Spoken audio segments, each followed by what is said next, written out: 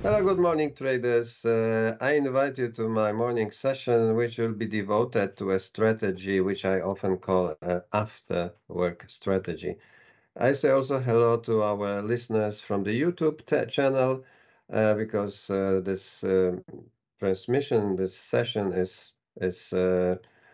streamed also on YouTube and, of course, in our beginners room.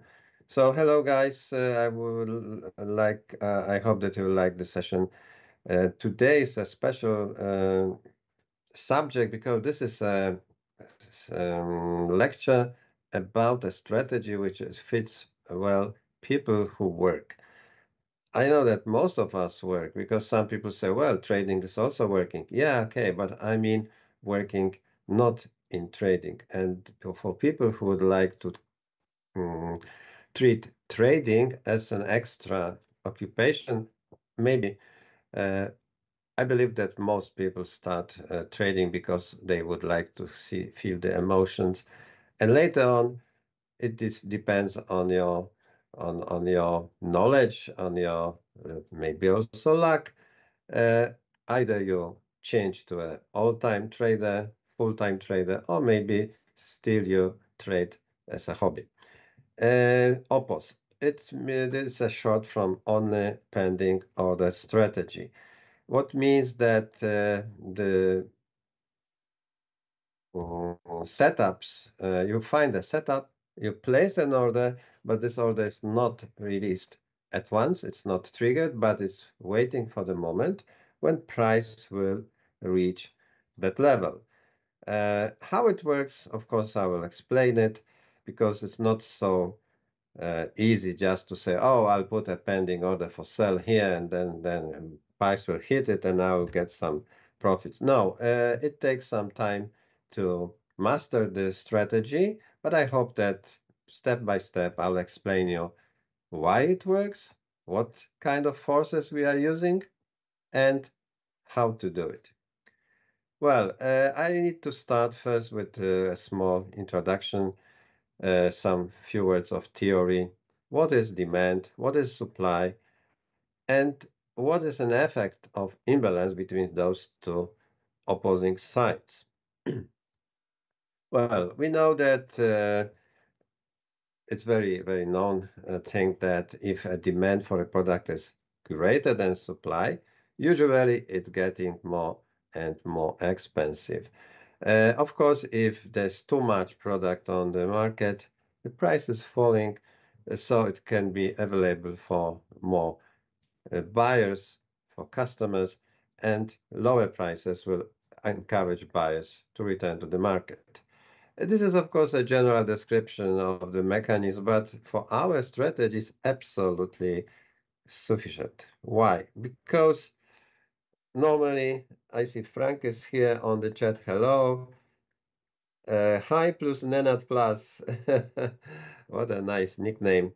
Hello, guys. If you have any questions, please ask, and I will be happy to answer, if of course I can answer. As a sample, during the pandemia, the coronavirus pandemia, you remember that we were sitting at home, not traveling. Some of us even didn't go to work. We were working from home. So we were not driving our cars so often. And the demand for oil has fallen so low that the producers didn't know what to do with the oil. So they started lowering the prices, asking everyone, please buy our oil because we have all the ships are full, all our stocks are full of oil, and we are still pumping because we cannot stop just pumping the oil. And the price was falling, falling, falling. And at the end, at the end, the price of oil has fallen to $20 per barrel. And there was even one day that it was zero. Just they were asking us, please take the ship and reload it because we don't have any place on our stocks. But when we came back to work, when the pandemic was over, and when everything came back to normality, when people started driving the cars, traveling all over the world, meeting in different countries, we saw that oil started getting more and more expensive. and now it costs about $80 per barrel. Why? Because the demand started growing and the stocks were getting empty. So as you see, what is making the price move up or down is the balance or imbalance between supply and demand. Supply means someone who is selling, demand is someone who is buying. So customers are those who are the demand.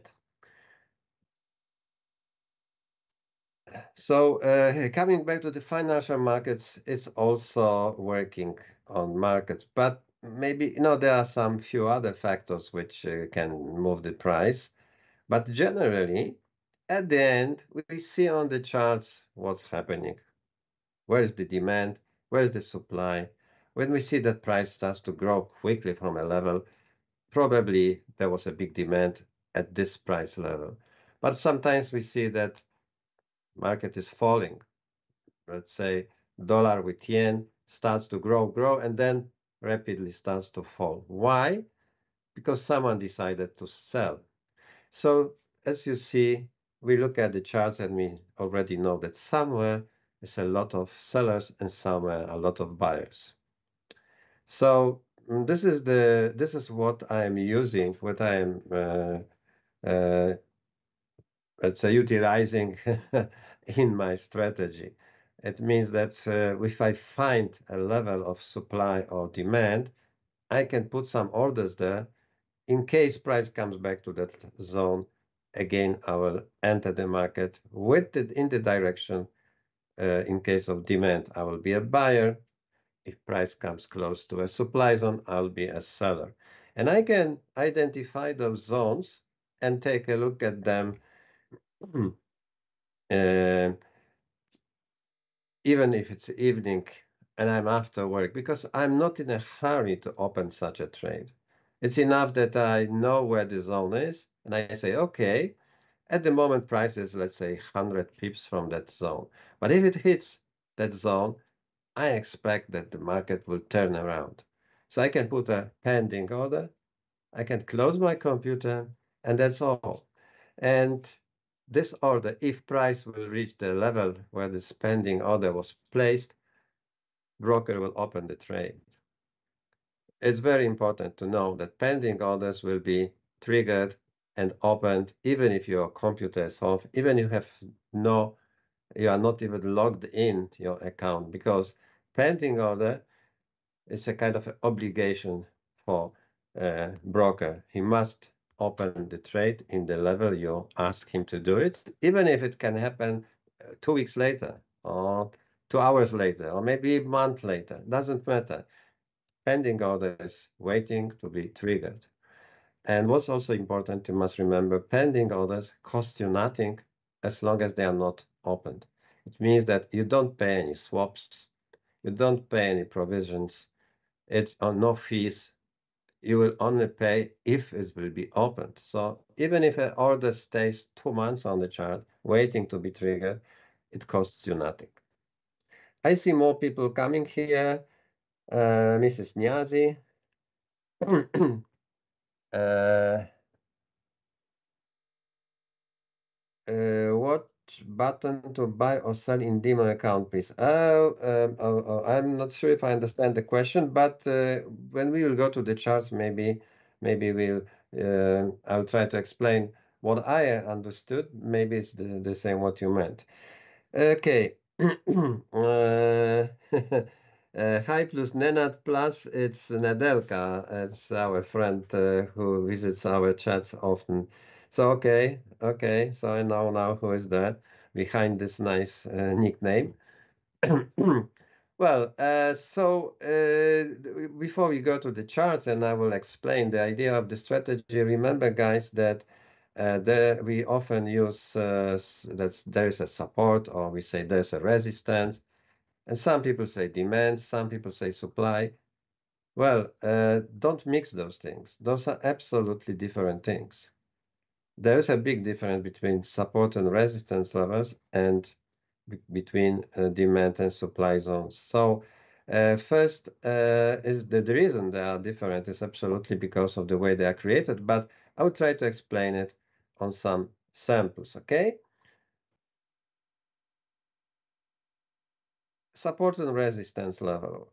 This blue line is a support and resistance level. Why? Because when you take a look at the way market treats that level, definitely you can say that this is a support and resistance level. No doubt here. Sorry. Let me take my pen. Okay. So when you look at this here, the moment when price comes to a level, it's stopped. It's not falling anymore. It starts to grow. Okay. So we can say that price is supported by this level. It's not letting the price to fall lower. You know, it's like with a person. He falls, you keep him and say, so, you support him not to fall. You just hold him by the hand and pull him up. This is the same. Let's remember, if price cannot break a level coming from the top, it's a support. But after some time, this level breaks here. The price goes through without any problem. So let's say that support stopped working. And then it comes back, and what we see, it cannot break over it. There's a problem. They cannot go higher. What it means that now it's a resistance. It's not stopping. It's like a wall. So when can we call a level support and resistance level?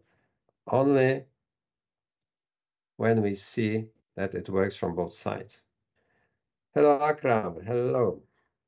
So one thing is here that it works like a support and then it works like a resistance. So from here on, we can call it a support and a resistance level. Many times you will find on the chart such a symbol. It means that this level could in future also work like a support, either like a resistance. And you can see that on this sample, price tries twice to break over, and every time it hits, it goes back. And after it breaks over, again, it becomes a support. So those levels are very interesting for a trader because he can plan in future some trades. Seeing something like this, he can say, okay, I'll put a pending order for sell here or a pending order to buy here if it's over the support. So seeing such a situation, I can say, I will put a pending order here. I will make from it a buy limit. And time runs on, and after some time, maybe a few days, they hit your pending order and they open it, and you start gaining pips. Of course, it can happen they will break that level because sooner or later they can do something like this. So you need to have your stop loss below the level. Okay?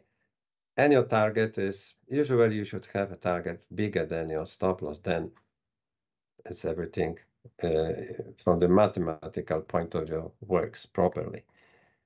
But what can we see also on this picture? We can see on this picture that the market couldn't go over a level. It's not a straight line. It's not like the horizontal, but we can say that there's an area where the price cannot break over. And the same happens here at the bottom. We can say that here's an area which cannot be broken to the bottom, to the down. So they cannot go higher and they cannot go lower. What means that we are describing at the moment, I'm describing at the moment the zones of interest. And this is the zone where people are buying, yeah? So someone started buying here, and when price came back, he started buying here, he started buying here, and in future he may also try to buy here. So how can I use this zone? I can put a pending order here, buy limit. The limit is the level, this, let's say 107 and 20. This is my pending order. Why? Because I can expect that in future the price coming down here could make the price go again up, like it did here.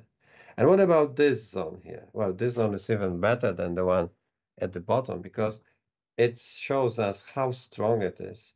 It's so strong that it's not letting the price go many times. So someone was really very interested not to let the price go higher. Maybe it was Bank of Japan because they don't want the yen to get weaker.